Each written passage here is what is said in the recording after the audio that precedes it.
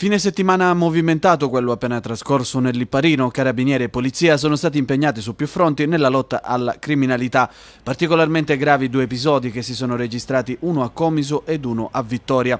Sabato sera a Vittoria un rumeno di 30 anni è stato colpito al volto da un colpo di fucile caricato a pallini. L'uomo è stato trasportato al Guzzardi di Vittoria e rischia ora di perdere l'occhio. Secondo la ricostruzione fatta agli uomini del commissariato vittoriese, sabato sera intorno alle 21 sente dei rumori provenienti dall'azienda agricola dove lavora e presso cui risiede. Uscito per accertarsi di quello che stava accadendo, viene avvicinato da un uomo vestito di nero che gli punta una torcia in faccia ed esplode un colpo di fucile colpendolo all'occhio, al cuoio capelluto e al volto. I ladri poi rubano diversi flaconi e sacchetti di fitofarmaci del valore complessivo di 2.000 euro. Indagini in corso anche grazie all'ausilio delle telecamere di videosorveglianza.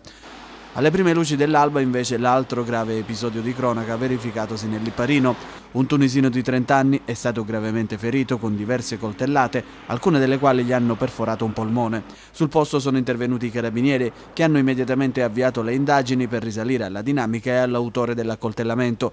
Nel frattempo il giovane veniva portato all'ospedale civile di Comiso dove veniva giudicato guaribile in 30 giorni.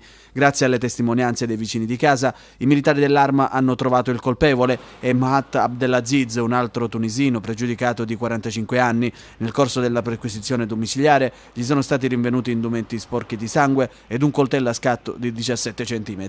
Adesso si trova rinchiuso nel carcere di Ragusa, dove dovrà spiegare le ragioni di questo gesto.